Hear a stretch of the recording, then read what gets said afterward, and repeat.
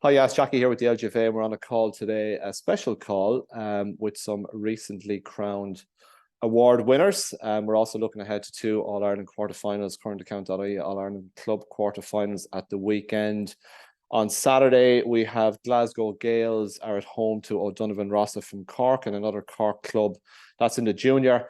And in intermediate, another Cork club, Glanmire, are making the trip to Chonaill Gaels in London. And the winners of those matches will go through to the semi-finals. And you can watch those games. We're live streaming those games as well. So check out our website at ladiesgaelic.ie for full details, as we say. So to my guests, top left-hand side of my screen as I look is Róisín Byrne from Kildare, who we've had on a couple of times. We've had the pleasure of Róisín's company on more than one occasion. She's the recently crowned TG4 Intermediate Players Player of the Year. Top right is Abby Shiels, newly crowned TG4 All-Star, Dublin goalkeeper, and also winner of our ZuCar Golden Glove Award for a phenomenal save against Cork at Semple Stadium. Abby, will come to you in a little while as well. There was actually the save you made was phenomenal. There's another one in that game down low to your left, which I thought was equally as good, if not better. So great season, Abby. Well done. Ger McCarthy, renowned freelance journalist and broadcaster from Cork, is bottom left-hand side of my screen. And the legendary Louise Ní Mhuircheartaigh from Kerry, newly crowned Senior TG4 Players Player of the Year award winner. And All-Star, four-time All-Star now, Louise, is with us as well. Folks, how are we all today? Good, Jackie, thanks. In exalted company as ever, Jackie. Yes, Ger, you always say with that. all these All-Stars. Cheers, man. Yeah. Ger loves these calls. He gets to mingle, and Ger, listen, a very, very popular figure in your own right. So don't underestimate yourself or play yourself down in any shape or form. Róisín, what a spell it's been for you. And another big day on the horizon on Saturday, as we've been talking about off air. Wedding bells are about to ring. Is everything ready? Are you ready to rock and roll? Yeah, I was saying to you, like the year that's in it, football kind of took over a bit, so we were kind of quietly doing bits for it in the background. And my fiance Liam plays football as well, so I think he wasn't too annoyed at me that I wasn't giving it my undivided attention. But yeah, we like the next today and tomorrow. Hopefully, we can relax a little bit and then have a good weekend and a good honeymoon, and then get back into football in the distant future. Well, where are you off to on the honeymoon? We're heading to Rome. We had the great plans of going off somewhere far at Easter, but sure, between the two of us there'd be some football match and we'd end up not going, so we said we'd keep it closer to home. Yeah, Rome is nice, I have to say. Been there before, very fortunate to be there before, actually. It's a lovely city. You'll enjoy it, and enjoy it all. Róisín, we wish you every success and many years of happiness. Thank you. They say. So you're probably quite relaxed about it all. How's the relations and the folks? Are they all okay? She'll kill me now, but my mom is up the walls. She's we're kind of nice and relaxed, but she's being very relaxed in front of me, so like that's great. But I know in the background she wants everything to be perfect, and I think everyone's the same. The home house is getting done up. There's painters in this week and everything, and she'll probably be in the house for about 5 minutes, and then it looks great. So she's put a lot of effort into it, but I think it's her day as much as it is mine as well. So yeah, she's handling it well. Enjoy it all, Róisín. Very special day, and we wish you well over the weekend and in the years to come. And we'll see you back on the fields of play next year as well. Phenomenal season as well. So well done, Róisín. Absolutely brilliant to have you as well today. Abby Shiels, top right. How are you keeping? How are you, Jackie? How's things? I'm good. Good year for you as well. Yeah, no, it worked out well, to be fair. Finished on a high there at the weekend as well. So it was a very enjoyable year. And as I said, it just worked out very well. You were able to let your hair down a little bit at the weekend, Abby, you were? Ah, yeah, of course. It was nice to enjoy the night with everybody, with all the girls, and then with all the girls from the other counties as well, of course. Does it make it a bit more special, Abby? Obviously, it was your first TG4 All-Star on the back of I have to say, a phenomenal season. But to have so many teammates picking up awards on the night as well, does that add to it? Yeah, of course it does. Just goes to show the amount of work that everybody put in this year, and that it all came together, especially when you see, like, I'm saying the younger girls when I'm one of the youngest as well. Well, I'm not the youngest anymore, but you see the likes of Crowley and then even Niamh Donlan all putting in such a good shift that I'm sure they'll have many awards come for themselves in the future. Yeah, we had Niamh Crowley on a piece recently, just talking about the integration of players into new setup. What a remarkably mature girl she is for her age, and the way she took to intercounty football, senior football, like a duck to water. Abby, I thought one of the kind of the most impressive things about Dublin this year was, okay, we heard talk of transition, but my God, it just all came together. It seemed to come together at just the right time. Yeah, 100%. We all just clicked, I think, and that's how it came about. At the start of the year, like you'll hear people saying we weren't expecting to get much out of the year, just really a development year, but we did more than just develop this year. I think everybody matured in their own rights, and we all just began to play football together like a team, and that's how we turned out. So Dublin last won before this year, the All-Ireland in 2020. So you're now the Hunters will become the Hunted, and I'm sure leading the pack, trying to chase you down, so to speak, is Louise on the bottom right. Louise, how are you? I'm good, Jackie. How are you? Are you recovered from the weekend? Jeez, no, I'm fairly bad now still at the moment. Say it's the bit of old age as well. It was a long old night, so still recovering. Yeah, lovely night for you, Louise. I know, look, you spoke to Jerome. I was chatting to you for a few minutes as well. In one sense, to finish, I know how disappointed you were after the All-Ireland final, but for something like that to happen then, to win another All-Star, to win Player of the Year, does that kind of get the fires burning again then for next year? Yeah, 100%. Look, I suppose we did have heartbreak again this year. We thought we'd done a lot during the year to kind of maybe right the wrongs from last year, but look, Dublin were too good for us on the day. But yeah, look, last weekend was special, very special to have the whole family there. And they've brought me through the ringer as well, and brought me through the hard times. And then just to have 12 of my teammates there as well, and obviously Dara and Declan. I know Amad and PJ were meant to go as well, one of our sectors. And they were very disappointed they couldn't be there. But look, it's very special. It's a very special family night. It's a very special night for the team as well. And just to have 13 girls there from Kerry was just something else. Like, we thought it was brilliant last year with having 11, but 13 this year was just something special. And it's very special for Kerry, but just the main prize, and Abby and them have it this year. So look, hopefully we'll go back in soon, and hopefully right the wrongs next year. It won't be too long before you're playing each other first round of the league next year. That'll be something to look forward to as well. Louise, you spoke about you can't give up on the dream, and I guess Darren and Declan are staying on. And was that a big factor in your decision to say, yeah, I'm gonna give this another rattle? Yeah, 100%. Look, it was kind of a scary few weeks there after the All-Ireland, because you were kind of in the unknown where we finished. I finished after however amount of years, and I just felt, look, we aren't done yet. And I know, like, Darren Dick did keep me in the loop a good bit, and I think that kind of kept me going during the few weeks after the final and stuff. And then the minute they said that they were coming back, I just couldn't give up, and I know a lot of the other girls just couldn't give up then. And yeah, look, it's something that we've been working for years, and we feel we're nearly there after so many years now. And look, we can't give up just yet. And the amount of work that the lads have put in, and their management team is just, they've brought us from the bottom really, and brought us up to 2 All-Irelands in a row. And look, we just have to go back, and we just can't give up when we're nearly there. So we'll go back, and we'll do as much as we can and do the best we can again. I wish you well, Louise, and I think I speak for Ger as well. I've been watching you a long number of years, and an absolute privilege to watch you play, and one of the finest players I've ever seen of any generation. I think, Ger, to have Louise back gracing our playing fields again next year is really good, and something to savour. Yeah, and I'm glad I'm getting the chance to say it to Louise. I don't want to embarrass you again, but you are one of my favourite players, not just this year, but for many, many years. And I know most of my focus is the Cork LGFA scene, but it's always a pleasure to see you playing. Now, maybe next year, I don't know, maybe you could go maybe this year if you don't mind, no, I'm only joking. But you've had a remarkable career, and I'm glad as well that everyone that you've just spoken to there, Jackie, got their accolades this year, and deservedly so, from the Ladies Football Association. They've each had fantastic years. But yeah, for Louise and for Kerry, yeah, it is very good news that management team is staying on. And I remember when they took over, Louise, and I remember the change in Kerry very, very quickly. and how far you've come in that short period of time. It's combination down to them, but also down to the players. And I'm very much looking forward to seeing Kerry go toe to toe with Dublin and a few other counties down south as well in Munster next year. We'll see what happens.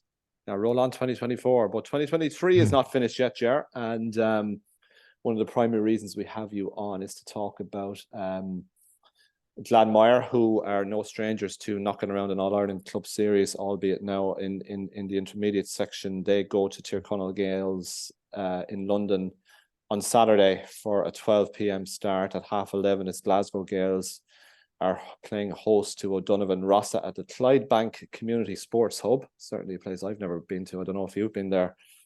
Sure. Ruislip is probably well known to people, the casual observer as well. So, Ger, talk to me about the prospects of O'Donovan Rossa at junior level and Glanmire in the intermediate grade. Can they vault these quarterfinal hurdles and book their place in the last 4 of these competitions? I would certainly hope so, Jackie. And I think that the connection between the two clubs is interesting. Glanmire lost 3 county finals in a row before this year. They lost the last one on 25-metre kicks. They've had nothing but heartbreak for 3 consecutive years. It's hard enough, as the players on the call here now will know, losing a county final, but losing 3 in a row takes huge amount of effort to come back and bounce back. But what Glanmire have, since they've done that and since they won the intermediate championship in Cork and have gone up senior for next year, they have momentum. And they've been very, very impressive in Munster. And I say impressive in that they haven't been shooting the lights out in terms of scoring, but what they have done very, very well is they've played winning football. This time of year, as the players, and you would know, Jackie, you can't play the free-flowing football that you play during the summer because the ground just won't allow it and the weather isn't good enough to do it. But they've dug in and they've become very, very dogged and very hard to beat through their Munster campaign. Same for O'Donovan Rossa. They lost last year's junior county final in Cork and were absolutely devastated because they didn't really play well on the day. It's one thing to lose it, but to not turn up, it takes a lot to come back. They've come back. They've won every game in the championship this year, and they've carried that form through Munster as well. Much like Glanmire, they've had to adapt the way they normally play in that the ground is heavier, it's wetter, and the conditions and the opposition that got better and better as well in Munster this year. That was a really interesting thing. I mean, they went to Tipperary, they went to Clare on the road twice, O'Donovan Rossa, and they won. And then they beat, the Kerry champions in the Munster final to go that extra step, as did Glanmire beating Monaghan from Limerick. So both clubs are interesting in that they have momentum. They've had to adapt the way they normally play their football. They're more free-flowing and attack-minded. Now they've become a lot more patient. But both of them, Jackie, are concerned about this weekend. And I don't know much about Tyrconnell's. I know about the club, but I don't know much about I'll be honest, how much they've done this year. And it's the same for the Glasgow club that O'Donovan Rossa are playing. But what Glanmire and O'Donovan Rossa and the players that I've spoken to in the last couple of weeks have all said, they're all on the same page. You cannot let this occasion get the better of you. When you're flying, and there's some young girls in both panels who won't have actually flown, have ever been to London, never been to Glasgow. You can't make it. It's exciting. It's unusual, and there's a lot of extra hype, and there's a lot of extra supporters maybe traveling with it. You have to be very, very careful that you give your opposition the respect they deserve. But get over there, win, and get back. And that's the message coming out of the two camps. They're in form. They're playing well, and the good news is, I think, for both of them, is that they've been really tested in the provincial championship this year. I've been saying it too for the last 2 years. In Munster at club level, it is getting harder and harder to win the Munster championships, junior, senior, and intermediate. Ask more and Abby, and a few other big clubs. I think there's the quality of football is getting better, but at this time of the year, it's not about playing lights out football and high scores. It's about winning football. And I tell you now, if O'Donovan Rossa and Glanmire were offered a 1-point victory in both of these games this weekend, irrespective of how good the opposition are, they'll take it. And I think both of them are being very grounded. James O'Donovan and Vincey in charge of Glanmire as well. They're being very grounded in how they approach it, and they approach it in the right manner. Go over, get the job done, and let's get home and let's see if we can keep it going. I expect both to win, but I don't think it's going to be as straightforward as some people think it might be from speaking to the clubs about the quality of opposition that they're playing in Glasgow and London. They should win based on their form, but you have to be very, very careful, as I said, that you don't turn this into a big occasion and forget why you're there. You're there to win an All-Ireland quarter-final, get over the line and get back and keep going. I expect both to win, but I don't think it's going to be straightforward. Okay, it'll be interesting to keep an ie on both of those two games on Saturday. As I say, you can watch them live on our in-player service. Details on the website, ladiesgaelic.ie. Róisín, back to you. briefly, because you're busy and you've better things to be doing with your time than talking to me right now, right? So you're off, you get married, you head to Rome. I'm going to ask the question, where are you going for Christmas Day? Is it your house or new hubby's house? Or should I ask this question on No. Don't answer that. Or you could just say no No. comment, we're still in discussions. I don't think marriage is the reason to give up Christmas at home. I think that happens when babies come along much further down the line. Then you have Yes. to pick a. I think we're safe for another couple of years. Good. You played that well. You played that well. Abby, for yourself, what does Christmas look like now? It's obviously a time to look back and reflect on achievements and have a bit of downtime. I'm sure you're looking forward to that. Yeah, of course. Just looking forward to school holidays in general, anyways, and then college finishes next week, so that'll give me a bit more time to myself and get myself sorted and that bit fitter then coming into January as well. So I need that extra time for myself to get myself in the straight and narrow. Good. And just tell us, you've touched on it there. I know you're quite busy off the field of play as well, Abby. What's life looking like for you in that sense? Yeah, college, doing the PME, so I'm hopefully going to be an Irish and history teacher now in less than 2 years, so that'll be me.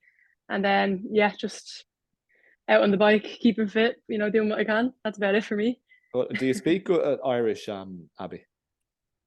Yeah, a little bit. Obviously, to be an Irish teacher, you'd have to have a couple focal. Yeah. So yeah, it's a funny thing because obviously, Louise, you're fluent in it. I was actually quite good at it in school, and I always regretted not. I still have the couple focal. I could hold probably a terrible conversation with the likes of yourself, Louise, because you're absolutely fluent in it. But it's a beautiful thing to have, Louise. It's something you're obviously extremely proud of. Is that graw for Gaeilge that you have? Yeah, absolutely. I suppose there was the first language that we had. We learned our English in primary school, and it's something that we have. And even playing with the club, like we can use the Gaeilge and against the others, so we kind of have that against them as well. But no, I'm very, very proud to be a native Irish speaker, and it's something very close to my heart. And I'm delighted to hear Abby going for an Irish teaching job. So we love to hear people speaking it and trying to keep the language alive, and that's what we're trying to do and keep it going. Is it a case, Louise, and I've heard it mentioned, that if you want to get better at it, you really have to immerse yourself in it, maybe take yourself away for a few days or a week to the Gaeltacht? Do you see many people, is that, that was a huge tradition that, you'd spend some time in the Gaeltacht and lots of people would travel from various areas of the country. Is that still happening to the extent that it was maybe? Yeah, I suppose the Cuasaí Sáraigh are still there for the secondary school students. And then I suppose when you're in college, if you're going for primary school teaching or secondary school Irish teaching, it is a thing that they have to go back to the Gaeltacht for 2 weeks or 3 weeks or whatever it is. And I think it's when they do immerse themselves in the Gaeltacht areas and in that language that they pick up more Irish. And it really is about kind of immersing yourself in those areas and just hearing it on a daily basis, really, and just kind of practicing it, really. Top class. Abby, you'll have to take a trip sometime. Have you been, Abby? Have you been to one of the Gaeltacht areas? Just out of curiosity.